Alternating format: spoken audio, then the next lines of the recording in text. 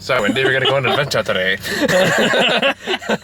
Okay, we don't have a lot of time to record this because you got work in like 15 minutes. Let's go for an initial reaction, and then we'll do the full. Yeah, so this is the prequel to the actual review. So yeah, we finally went and saw Goodnight, Mommy, which is was it a German or Austrian horror movie? I don't know. Who cares? Either way, one of those places where the language sounds somewhat German, but also somewhat French. Yeah. So I'm guessing Austria. Yeah. Something. Anywho, we don't have time to go a lot into it because you got work in like 15 minutes. Yeah, so it's fine. Basically, we're just going to get general reaction because that was a thoroughly unpleasant movie.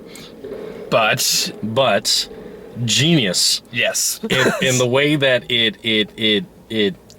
the trailer is completely misleading. Absolutely. In the best way possible. It is not what you think it's about. This is like one of the most unpredictable movies I've seen in a long time. But the funny thing is, I predicted it within the opening credits. You did. I did not. The thing is, in my head, I was like, wouldn't this be funny if it were actually like this?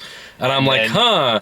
And they did a camera shot where I was like, and it was something I predicted and then set aside in my head. In the end of the movie, I was like, oh, fuck! Oh my god. Yeah, this is really good. This is a really fucking good movie. I think it's something that you'll probably get the second time around. You'll notice how cleverly it's done. Even like now, just looking back, we'll have a couple days to think about it. But like even then, like I can think of some of the clever tricks they pulled. I mean, like this, like I said. This is just our initial reaction. We'll have a more thorough analysis. One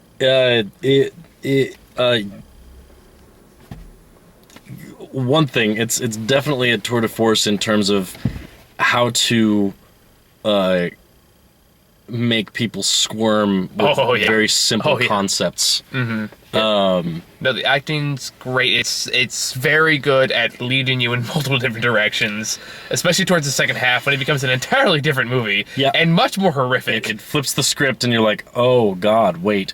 And the funny thing is that throughout the movie, even leading up to the twist, I was entertaining both viewpoints. I was like, well, honestly, it could be this too. Yeah, I was doing that too.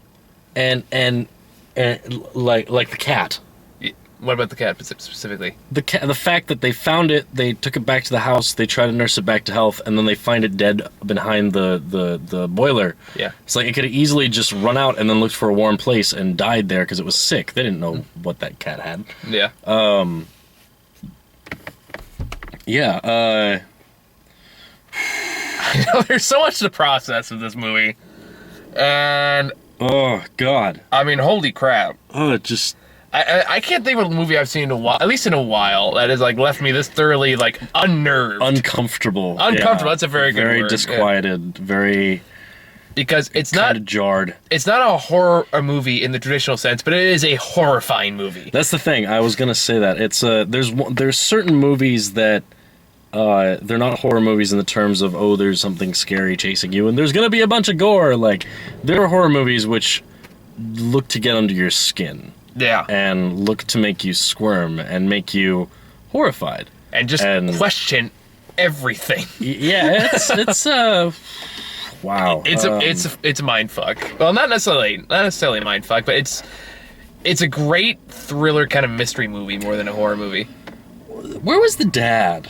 Was the dad dead, or was he just not... I don't think they ever fully say. They don't. I think they implied he's alive. At the very beginning, it's mentioned, Dad lets us do this, but that's really the only mention you hear of the father through the whole thing. I think they're implying the separation was recent, which is why I'm guessing that's why he wasn't around. But then also, Because, like... Yeah. My mind process of the whole movie was like, oh, well, she's clearly not. But wait, what if she is? Wait, but what if they're like... Here's the thing. The trailer is brilliant. The trailer is just as brilliant as the movie. Because everything you see in the trailer that's really horrifying is either clever editing or shots from a nightmare sequence. Mm-hmm. And it's really interesting how that plays out as you're watching the movie and you're like, oh wait, that's not what they're saying at all. Yeah, there's one scene in particular both you and I kind of looked at you like, okay, that was like, oh, no, sneaky devils. Yeah, there's the beetle munching scene from the trailer.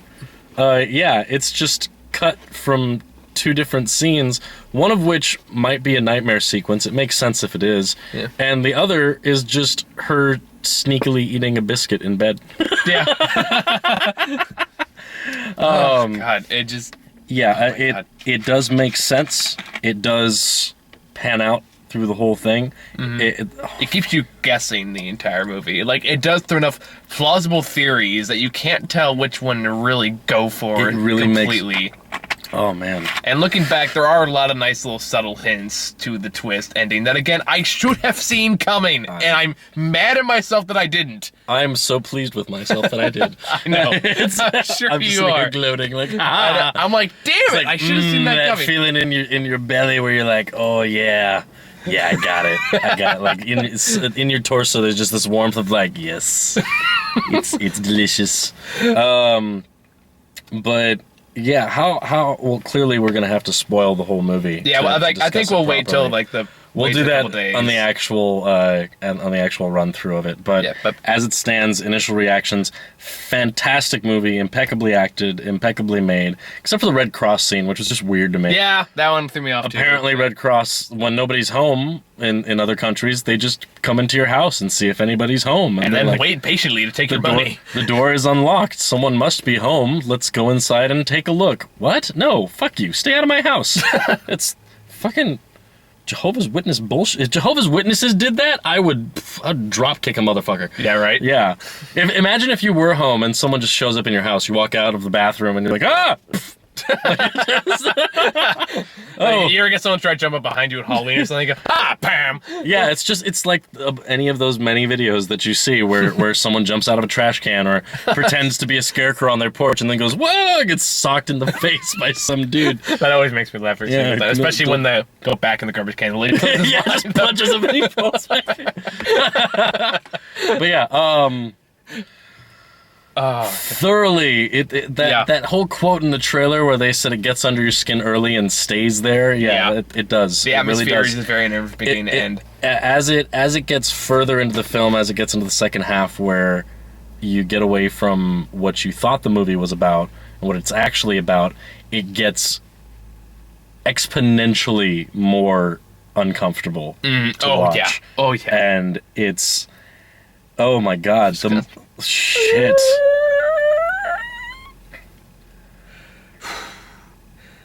Well, we should leave this. Children in danger will do things to protect themselves. Clearly, if this and the Babadook is any indication.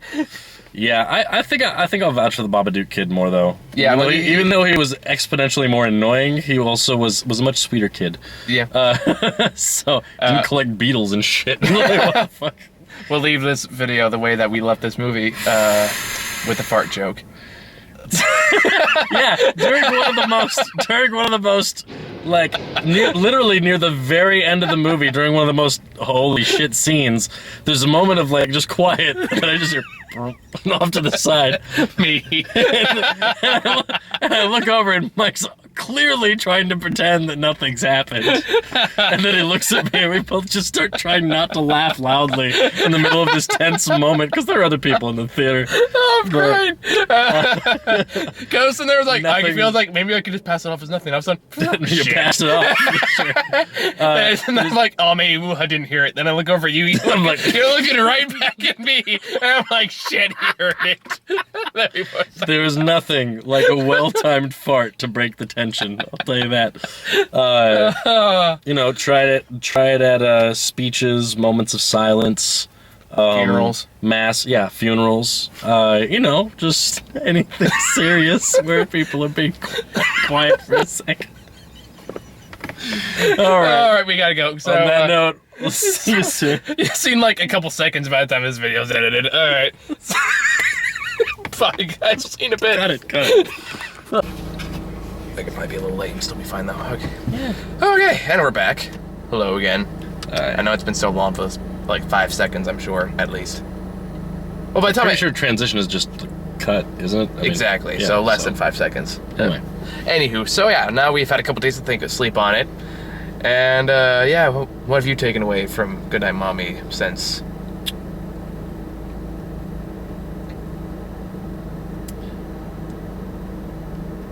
It wasn't an enjoyable movie, but it was an excellent movie. Yeah, that's kind of what I took. The more I thought about it, it is definitely the more disturbed I got about it. Yeah, the further I just thought about it and how all the scenes, like, it was just so effortlessly done. Mm-hmm. Even though I'd called it earlier, I wasn't really paying attention for it throughout the movie because I didn't even really take myself that seriously. I'm like, oh, you can't call that this early. But no, I'll actually, since we're now in spoiler territory, yes. I called it at the very beginning when they first went into that little cave. Because there's the kid standing there, and then the other one comes out of his outline. Like he's blocked off, and that happens a couple times throughout the movie. I didn't even think about that. That's a good observation. I didn't pay attention to that. So yeah, the big twist in the movie, and of course, massive spoiler alert. At this point, this movie's pretty hard to find, though, so I don't even know. Well, it's not just that. I've seen that a bunch of I checked out some reviews online, and a bunch of them were talking about how it was actually really a predictable spoiler. Really? Yeah. The funny thing is that there seems to be a big dichotomy. There's like there's like the people who are like, well, it was pretty predictable, but it was still really unnerving. And then the other side of people where they're like, I had no idea. Like, ironically, we kind of have the exact same setup here, I guess. But no, it was.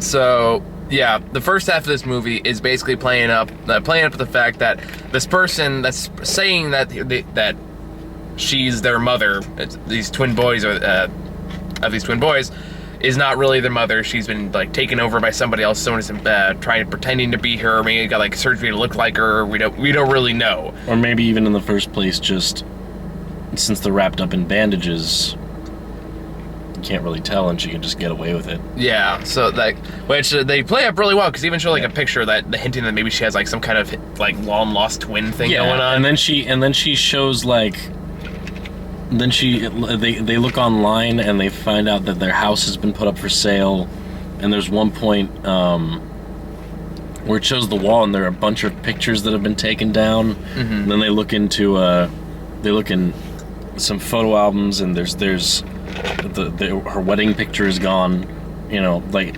things that just seem really weird. But when you realize that it's really just a mother who's stricken by very severe recent tragedies, and is just struggling and is just in a really bad mood and doesn't feel good for this couple of days that she's back from the hospital, but the kid convinces himself with the little devil on his shoulder, which is his dead twin brother, basically. Yeah, which is revealed like the very, very end of the movie. Yeah, and it convinces him that it's not their mom and they need to find out, and it basically goes into torture porn territory. Yep, the entire second half of the movie is this kid, was Elias or something like that? Elias and Lucas, yeah. Yeah, Lucas being the dead twin brother. Yeah. But the second half of the movie is them they kind of knock her out while she's asleep, or tie her up while she's asleep. Yeah. One way or another.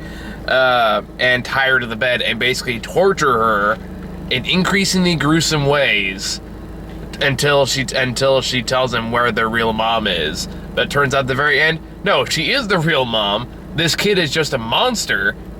Well, they reveal pretty much halfway through that it is their real mom. At the same time, they still leave some room for skepticism. Like, well, because like they had like the mole thing where like the drawn on mole, but they like turned out it was like, I get that, but at the same time, there's like when the priest asks her what's going on.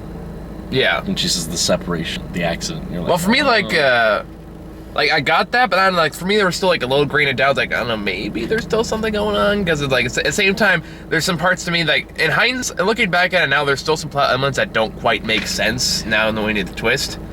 Like, for example, is the part where the kid like says like, "Show us your birthmark, show us your birthmark."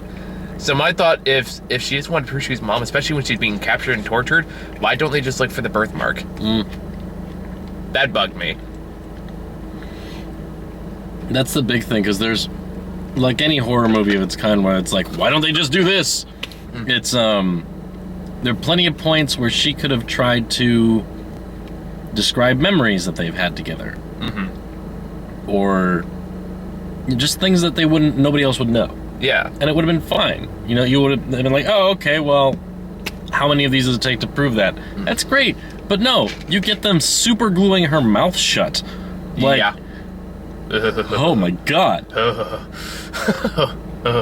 And at the very end, when she's trapped in the living room, I think that they glued her hand to the floor. I think they glued one of her eyes shut. They glued one of her eyes shut. And they glued them. Yeah, they glued her to the floor. Yeah. And everyone dies. No, she dies. Well, I thought it was kind of implied because of the scene at the very, very end that they all kind of died in the fire. Because he ran. True, but did he escape? We don't really see. He ran, and he ran off into the cornfield, which means that even though it had that little sequence at the end where it's like, oh, the happy family, like, really creepy. Yeah. Singing that fucking song. I really think that the last kid just escaped into the woods.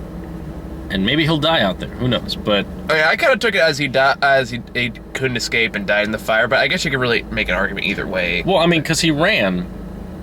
If he ran, then why wouldn't he run out of the house? The fire hadn't spread that far. True. I don't know. I guess that's what they. It's not really given a conclusive end. It's kind of an ambiguous ending. I disagree, but okay. Fair enough. Again, different interpretations. But yeah, I don't know. I felt like the very, very end implied that they all died. Now, they were all ghosts or shit. Or maybe he's just crazy and just imagining both of them now. I don't know. Yeah. Well, it's interesting because when they found the dead cat was when I kind of thought that something's not quite wrong. Yeah, not quite right. Because there's no evidence that she killed the cat. There's no evidence that she even found the cat.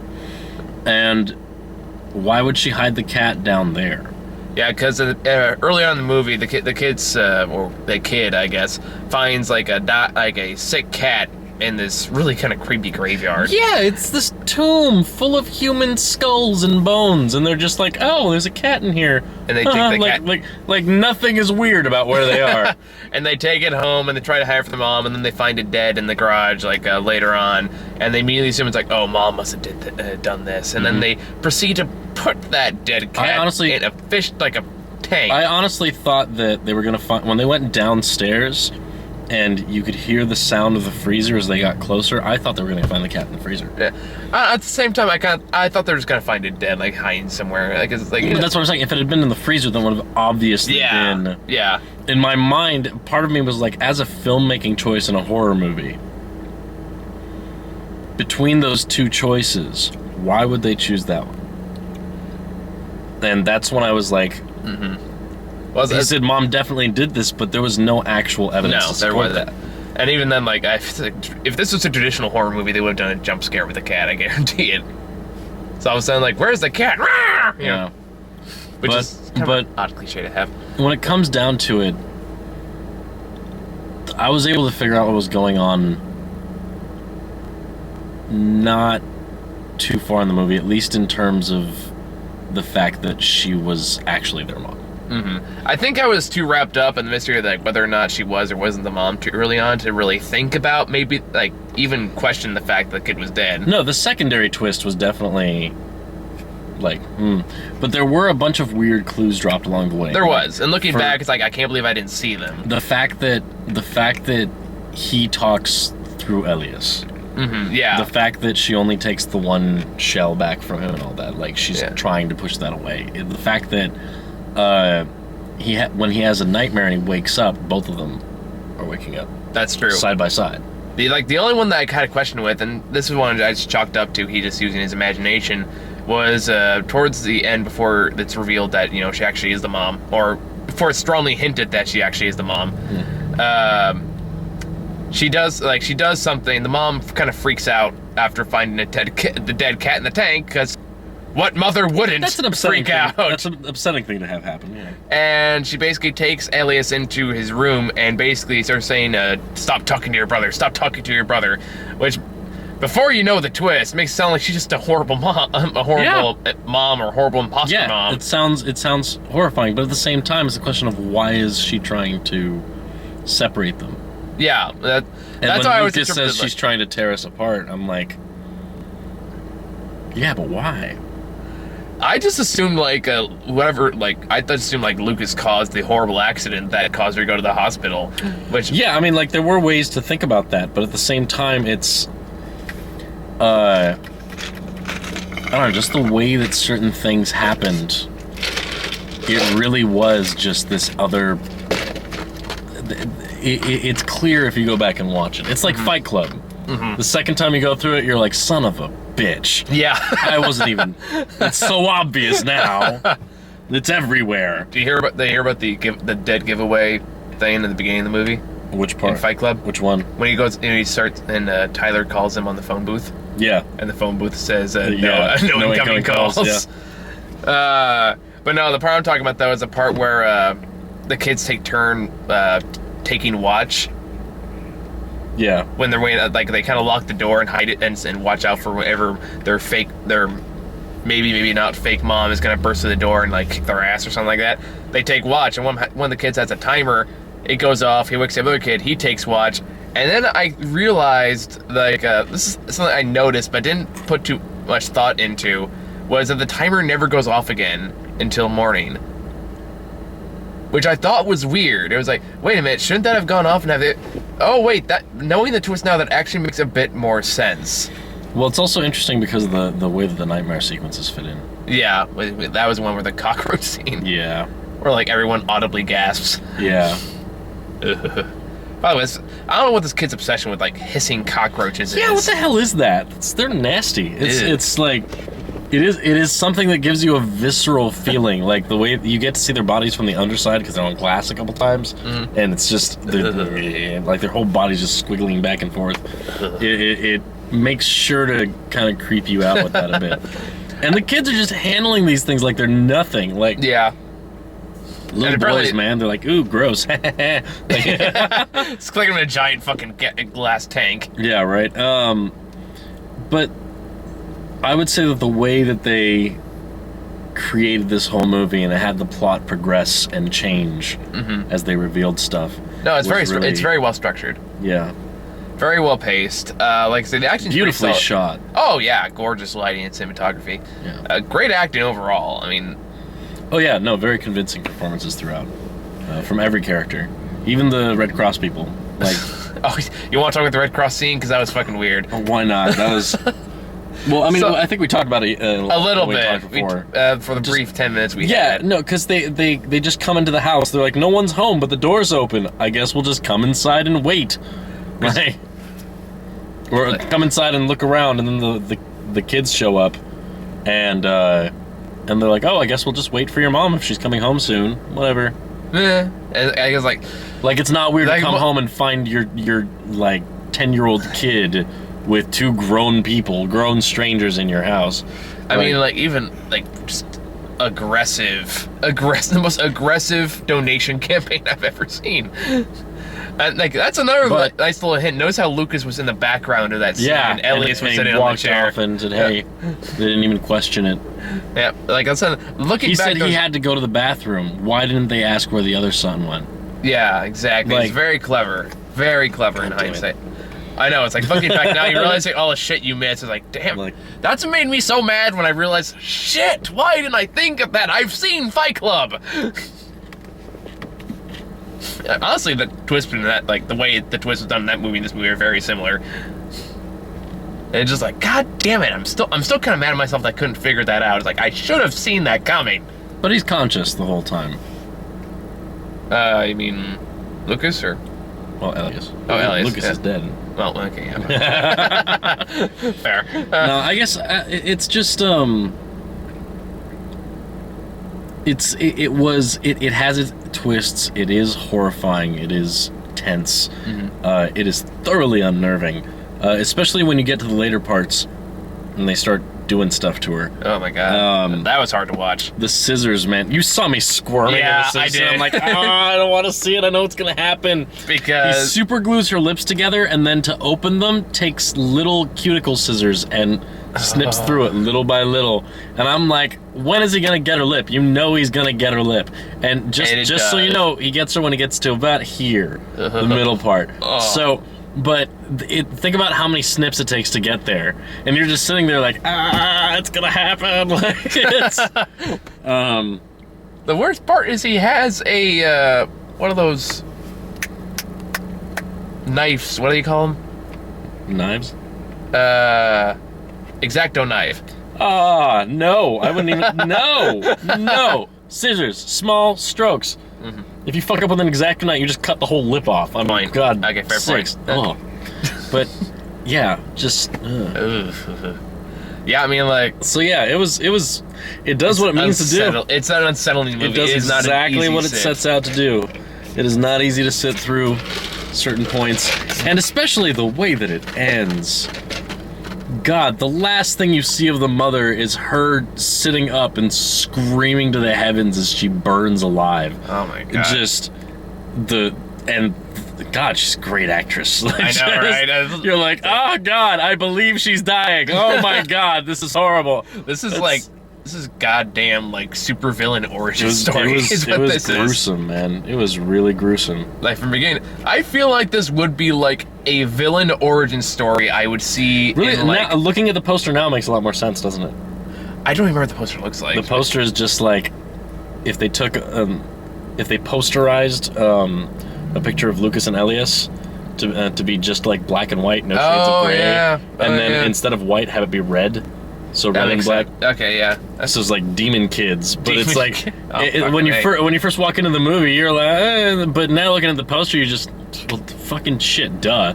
Like, it's like even looking back at it now, they were telling us the whole time. I just remember while watching the movie, like especially when we got to the scene where the kids try to run away, but the priest, they go to a priest for help, but the priest tricks him and brings him back. Mm. Which I admit, I was like, oh, you fucking bastard priest. But then he gets home and the mom starts saying, he's like, I'm sorry, things have been really hard since the accident and the divorce and all that stuff. And then the kids kidnap her. My brain started to go, wait, like my brain started to figure it out. Like my brain was going, wait a minute, are the kids the bad guys? Yeah. And it turns out, yes, they are. It's like the reverse of the Babadook. Oh God! First half of the movie, you're like, go kids. Second half of the movie, you're like, no. Like, oh, that was poor kid. Second half, oh, that poor mom. Oh man. Oh. So at least Babadook had a happy ending, kind of. Yeah, they have a demon in their basement. It's fine. They get along with it. You can take whatever metaphors you want out of that. It just wanted a friend. Yeah, just want to hang out. Mm. Get some worms and mud every once in a while. Feeds it bugs. Yeah. Doesn't have to feed on her son's soul anymore. That's nice. Or her pain and memories. That was a really good movie. It was. How do you think this compares to the Babadook? It's difficult to say because Babadook was not a torture porn kind of horror movie. However, it is. I would argue that it is just as intelligently made. I would agree. I think I like Babadook a little bit more. Oh, of course. Because I think it's a little better acted. No, I made that. Well, I mean, that's I think bad. The acting is just fine in this. It's more. There's more personality in the kid in the Babadook. There's more sentimentality. There you go. Babadook. It's easier to relate to the characters and the protagonists. It's easier to be on the mother's side. It is easier to get attached to the characters in the movie. Goodbye Mommy is like the kids are it is a question of kids in danger. Mm-hmm. And that is pretty unnerving just by nature of what it is. But I wouldn't say you really care about these boys. You're more just you don't want to see them die. They're children, but it is like a thing where you kind of want to see what's going on. And then when the tables turn in the second half, you're just more terrified for this poor woman. Yeah. It's like you're not really relating to her. You're not like, I don't know. There's just something about the Babadook where you have a connection to them and you see the family dynamic, and have it not be just just characters in a movie, Yeah. You get to see the relationship and the struggles they go through and how much she loves him, and you get to see their good moments. Goodnight Mommy is just terrible all the way through. Yeah. Like, it's like nothing good is going on at all. Yeah, like, in this whole is movie. one of those stories you watch and you just think, there's no way this is going to have a happy ending. No. There's no way this can have, Yeah, this story has any but happy you ending. probably didn't predict what you got. No, I did not predict, you know. Oh, hang on a second. I gotta take this. All right, we're going to take a commercial break, guys. Commercial break. Well, I hope you enjoy those wonderful commercials for those, I'm sure, wonderful products. Anyway, what were we talking about? The fact that no matter how much you know it's gonna not be a happy ending, you don't expect the ending to be That horrific. what Yeah. it is. It is horrifying. Yeah. It is damn near demonic. Like, I think I said Like, this, I think I said this in our initial impressions. Like, it's not necessarily a horror movie, but it is horrifying. Yeah, in a very different sense. Between the dead cat and the formaldehyde on the table, to the fact that she's glued to the ground with candles surrounding her, And that fucking mask. and yeah, the mask that they have that basically has an upside down cross in the middle of it. Like, Is did you notice that? I did not notice that. That's It- actually pretty clever. It's not necessarily intentional to be in the way that they meant for it to be that, or you know, the kid meant for it to be that, but it definitely is an upside down cross. If it was intentional, that's very subtle. Yeah, it was, but it went there. You didn't Satan expect it to child. go where it did, and when it did go there, like, I honestly thought that it would end with one of the kids dying and the other kid making it out after having to kill his mom. Like, That kind of is how it did. that, oh Jesus! but I thought that it was gonna be this whole thing where, like, oh, the kid's the hero and the mom's crazy and da da da da. Nope. But no. Kid's crazy. Mom Kid's is crazy. innocent. Mom is innocent and just having a rough time and really loves her son, who loses his mind and murders her. Like, it's really fucking horrifying when you get down to it. I know. And then thinking back to Man. like the earlier scenes, you just realize just how horrifying it is. Oh god. And it's like how much of a living hell this kid has made his mom's life, all the way up to the very end. And it's like, dear God. Yep. So I think what we're getting at is the movie is not for everyone. I think by this point they've determined whether or not it's for them or not. Ooh. Yeah. It is a singular horror movie, though. I will give you that. I mean, if you're like, I've never seen anything quite like this. yeah. So it's like, if you like unique horror, I don't even want to really call it a horror movie, because it's not what I would call a traditional horror movie in any sense of the word. It's a horror movie. Okay, well, so if you like unique horror movies, you want like a unique filming experience, and you're not afraid to go to the dark side of things, then you'll probably like this movie. That being said, if you're more a fan of like jump scares, like Nightmare on Elm Street, or any of those kind of horror movies, you won't like this one at all. How dare you put Nightmare on Elm Street with jump scares? Okay, the sequels.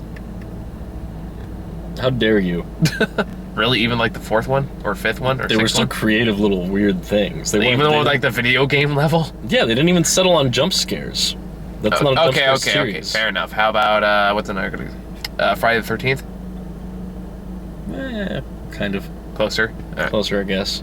Stop going with 80s horror classics. How It's the about only ones that? I can think of on top of my head right now. Yeah, well, you Oh, gotta think I about know, horror movies Sinister. from the 90s. Sinister. All right, sure, yeah. Or Sinister. Paranormal Activities. Dead Silence. There you Fucking Darkness Falls. Remember that shit with I the don't Tooth remember. Fairy? Yeah. Oh, yeah. Yeah. That age where we make like every classy childhood thing to a horror Nightmare icon on because Elm we Street. You fucking. Jesus, calm down. It's my favorite one. Sorry. Yeah. I chose the wrong one to lump in with Scream. Although Scream is actually pretty good too. The first one is good. Sorry, Jesus. I will just at random for if you like stumble over the wrong thing that I love, I will crawl up your fucking ass. Like, I will just will not let you get away with it. You know that. I do. I learned that after the Chappie review. Oh man. Because God forbid I call Hugh Jackman a stereotypical Australian, which other people have agreed with me on, and I get called an asshole racist. Yeah. Why are you judging Australians? I'm not. I'm just saying. No one else had a rugby ball. They live in New No, that's not New Zealand. They live in fucking South Africa, man. No one else had one. He was the only one. It's the sport of the nation. It's like a character in a movie that has a football in America. He was wearing like Crocodile Hunter shorts the whole time. No one else was. Are you saying that they were dressing like the people? We're not having this discussion again. All right, fuck this. I'm kind of enjoying fucking with you right now. No, and let's talk about the accent. I'm kidding. What? I'm seeing if I can get a reaction out of you now. That dude with an Australian accent is such a stereotypical Australian. I know. It's like the. Why does he talk like a normal person? It's like the British man has way too much of a British accent. This sounds absurd. Was it Hugh Grant is playing a British guy again? Oh God. All right, are we done with this? Yeah, I think we're gonna wrap this up. So this week later on, I'm seeing The Walk in like a few hours. Then after that, I got dragged someone to go see Pam this weekend. I don't know who I'm gonna do it with yet. I was gonna do it with Karina, but unfortunately, I got a last minute work schedule that fucked that up. So I gotta figure it out. And then next week we got Goosebumps, Crimson Peaks, and one more I'm forgetting. But I'll remember it by the next video, I'm sure. I'm sure you will. All right. So thank you guys for watching. Thank you for being patient with us. And we'll see you all, I guess, tomorrow by the time I upload it. So, bye. Yay.